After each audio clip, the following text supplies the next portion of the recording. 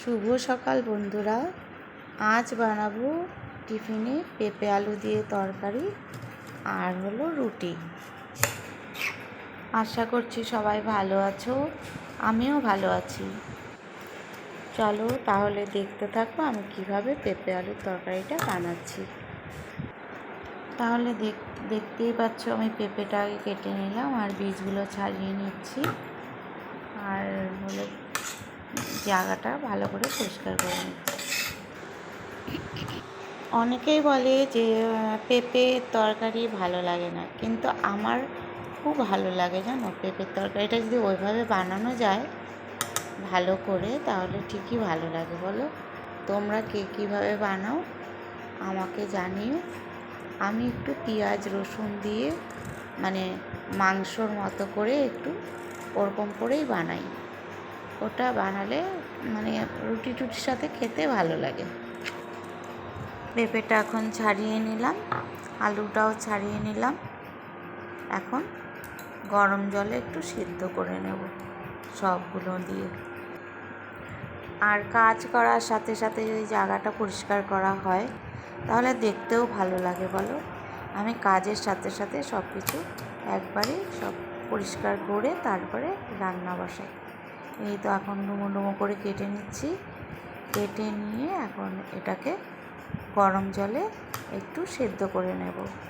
গরম জলে সেদ্ধ করলে কি হয় যে পেঁপের যে কাঁচা গন্ধটা ওটা মানে থাকে না। আর যারা যেখান থেকে দেখছো আমার ভিডিওটা কেমন লাগছে আমার ভিডিওগুলো, তোমরা অবশ্যই আমাকে কমেন্ট করে জানাবে, আমি খুবই খুশি হব তাহলে। আর হলো যে আমার চ্যানেলে নতুন দেখছো সে আমাকে একটা সাবস্ক্রাইব করে দেও। আর তোমরা যে যে আমার আগের থেকে আছো আমার চ্যানেলে, তোমাদেরকে অনেক অনেক অনেক ভালোবাসা দিচ্ছি। আর যারা নেই আমার চ্যানেলটাতে তোমরা সাবস্ক্রাইব করে রেখো, তাহলে আমার ভিডিওগুলো সবাই দেখতে পারবে। আর দেখো, আচ্ছা যাই হোক, এখানে মশলা করে নিলাম সব কিছু। এখন তেলের মধ্যে দিয়ে দিলাম তেজপাতা, কালো জিরা, ঠিক আছে। এখন হলো আলু আর পেঁপেটা সেদ্ধ করা জল ফেলিয়ে এটা দিয়ে দিলাম, দিয়ে এখন এটা কষিয়ে নিয়ে একটু জল দিয়ে দিলাম। এখন এটা জল হতে থাকবে, কষানো হয়ে গেছে। এখন দেখো এটা করে নিলাম। এদিকে কি করছি, ওদিকে জল হয়ে যাচ্ছে, তরকারিটা ওদিকে বসিয়ে এদিকে আমি রুটি মেখে নিয়েছি।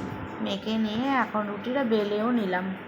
তোমাদের সাথে আর শেয়ার করলাম না বেলাটা আর ভাজাটা। দেখো আমার এখন রুটি বেলা হয়ে গেছে। এখন ওই রুটিটা হয়েও গেল, এখন তরকারিটাও হয়ে গেল। রুটিটা আর শেয়ার করলাম না তোমাদের সাথে। দেখো আমার টিফিনটাও রেডি হয়ে গেল। সবাই ভালো থেকো, সুস্থ থেকো, টাটা।